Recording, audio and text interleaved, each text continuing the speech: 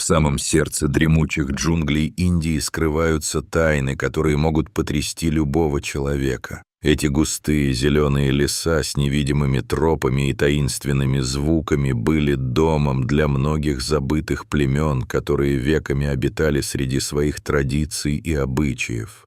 Здесь, в густых зарослях, укрытые от чужих глаз, местные племена живут в гармонии с природой, но также и в страхе перед неизвестными силами, населяющими эти земли, включая духи предков, которых они чтут и боятся одновременно.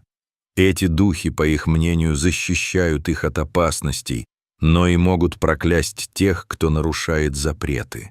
Местные жители, прожившие здесь на протяжении многих поколений, однажды заметили, что их мир охвачен нежданным страхом, волнением, которое плескалось в их сердцах, как дикая река. Они обратились к христианским проповедникам с просьбой изгнать призраков, населяющих их земли, поскольку их жизни оказались под угрозой. Проповедники, путешествовавшие через эти леса, были полны решимости помочь. Но они не знали, что искусство изгнания должно быть применено не только к духам, но и к реально существующим существам. Но то, что они обнаружили, было далеко от мистики, порожденной их страхами. После просьбы местных жителей помочь им, команда смелых проповедников, среди которых главным был Джай Сингх, расположилась на высокой ветке дерева, стараясь наблюдать за окружающей средой и не вызывать лишнего шума. Сингх был мужчиной, обладавшим мужеством и решимостью, и он ощущал важность этого момента. Вечером, когда темнота окутала джунгли, зазвучали странные звуки. Люди увидели волков, которых они прежде никогда не видели близко вышедших из своей норы, и вдруг следом за этими хищниками из норы вылезло какое-то ужасающее существо. Эти создания, казалось, были частью тайного мира, который паразитировал на их страхах и предрассудках. Люди схватили ружья и собирались убить призрака, потому что он напоминал человека. У него были руки и ноги, туловище и даже лицо, похожее на человеческое, что дополнительно поднимало панику среди местных жителей. Но вдруг из норы появился еще один призрак, меньшей величины и более испуганный. Оба существа следовали за волками, словно искали защиты или сострадания. Люди не успели выстрелить, так как их остановил Сингх, который уверенно объяснил, что это вовсе не призраки, а человеческие детеныши, оставленные своей матерью в таком ужасном состоянии, что просто не могли сами справиться. Он обнаружил в себе глубокое сострадание и решимость принять важное решение. В конечном итоге он оказался прав. Детей поймали и отправили в церковный приют города Мединипур, где они могли получить необходимую помощь и заботу. Это были две маленькие девочки, которые выглядели так, будто весь мир оставил их в покое. Старшей на вид было не больше 8, а младшей — около 2 лет. Эти дети, несмотря на свою физическую слабость и истощение, не могли понять, как нужно есть, а прием пищи стал для них настоящим испытанием. Они умели лишь лакать молоко и воду, как уставшие от жизни дикие звери. Старшую девочку по имени Камала, младшую звали Амала. Девочки, словно ускользнувшие от власти леса, постоянно пытались сбежать из приюта, ускользая от всего, что напоминало о людях и цивилизации. Передвигались они исключительно на четвереньках и делали это очень быстро, по достоинству оценив скорость и скрытность своего нового состояния. Стоять на 2 ногах они не умели и, как оказалось, предпочитали находиться в темных местах, потому что по ночам видели намного лучше, чем в светлое время суток. В темноте они чувствовали себя защищеннее, в то время как яркий свет только раздражал их. Есть они со временем, конечно, научились, однако предложенная еда вызывала у них удивление. Они хватали ее ртом, словно не понимая, как это делать правильно, и не использовали руки, как нормальные дети. Иногда они пытались урвать мясо со стола, рыча, и искали, что можно было бы съесть, как настоящие дикие звери, не ведая, что такое настоящая кулинария. Если находили какого-нибудь мертвого зверька, не раздумывая, начинали его есть с дикой жадностью и дикой силой, которая была невиданной для человека. Это каждый раз приводило к ухудшению их самочувствия, но они не могли просто оставить голодными свои желудки. Одежду девочки не любили, даже зимой все, во что их одевали, они нещадно рвали на куски, иногда даже нанося себе травмы в попытках избавиться от вещей, которые их сковывали. Сотрудникам приюта не осталось ничего, кроме как позволить им бегать почти голышом, чтобы дать им свободу, которую они искали. На девочках оставили только набедренные повязки, как символ их новой жизни. Если дети чем-то пачкали кожу, они вытирались прямо о землю, как будто находили в этом какой-то свой особенный способ взаимодействия с окружающим их миром. Других детей девочки не принимали, не считали своими. Находясь в окружении людей, они искали своих любимых волков, тоскуя по своим потерянным соплеменникам. Однажды они даже искусали еще не умевшего ходить ребенка, с которым их решил познакомить Сингх, что еще раз показало, насколько далеки они были от общества. Амалу и Камалу, казалось, вообще ничего не увлекало. Их лица, озаряемые слабым светом, не выражали никаких эмоций и не говорили о том, что происходило в их душах. Они могли подолгу сидеть, уставившись в пустоту, потерянные в своем собственном мире, как будто искали утешения в тени своих воспоминаний. По ночам они иногда выли, как волки.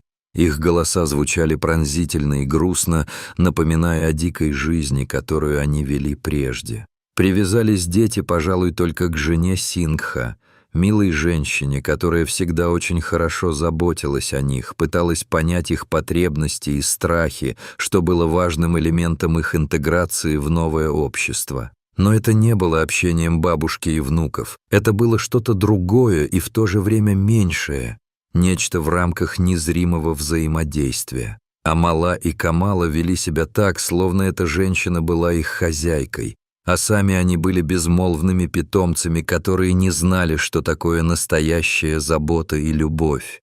Младшая девочка была более отзывчивой, так как в силу возраста еще не успела перенять от волков слишком много и все еще сохраняла один момент детской уязвимости.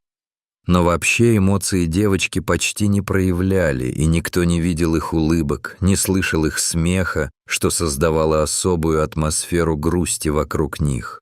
Даже вкусная еда не вызывала у них такого восторга, который можно было бы прочесть по лицу. Также, когда дети играли вместе, они тоже не смеялись, только радостно подпрыгивали или просто по-особенному смотрели друг на друга, как будто искали скрытый смысл в своих безмолвных играх. Их плача тоже никто никогда не слышал, и единственное, что могли запомнить свидетели, это мирное молчание, окружившее их. Только один раз на лице Камалы были замечены слезы, когда не стало Амалы, единственной близкой душой, с которой она могла разделить свой мир.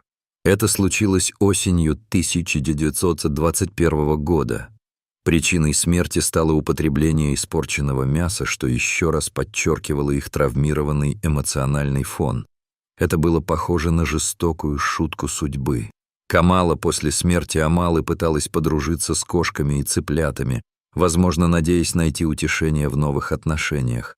Также огромный интерес у нее вызывал щенок гиены. Это единственное существо, которое, казалось, способно было вызвать у нее хоть какие-то эмоции.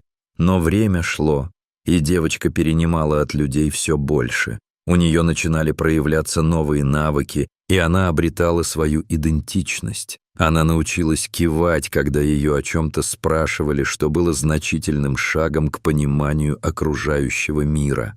С каждым днем она также давала себе больше свободы. Ей удалось научиться стоять на выпрямленных ногах, в чем ей помог регулярный массаж, проведенный заботливыми руками. К этому времени ее развитие по многим параметрам напоминало развитие 1,5-годовалого ребенка, и она ощущала себя все более уверенно среди новых людей. Но даже спустя 24 месяца с тех пор, как Камала появилась в приюте, она все еще не могла стоять долго и твердо. Ей все время хотелось опуститься на четвереньки, как будто это было ее единственным комфортным состоянием, к которому она могла вернуться, когда жизнь становилась слишком сильной и непонятной. Также Камала полюбила купаться в реке неподалеку, научилась в конечном итоге ходить в туалет в определенное место, что стало важным шагом в ее социализации. Ночью она уже не сбрасывала одеяло, как раньше, что было показателем ее внутренней трансформации. Если ей предстояло отправиться на прогулку, то она надевала какую-нибудь красивую одежду, что подтверждало ее желание быть частью общества, даже если это могло показаться странным. Постепенно девочка стала понимать, что ей говорят, и начала лепетать, и это стало значительным знаком ее личного роста. Затем она научилась произносить 30 слов, осваивала каждое новое слово с трепетом и жадностью, которые были для нее совершенно новыми. Конечно, этого было недостаточно, и Камала помогала себе жестами и мимикой, проявляя рвение и искреннее стремление взаимодействовать с окружающими. Вскоре, по развитию, она уже была ребенком примерно 7 лет, что дало надежду на ее дальнейшее преображение и интеграцию.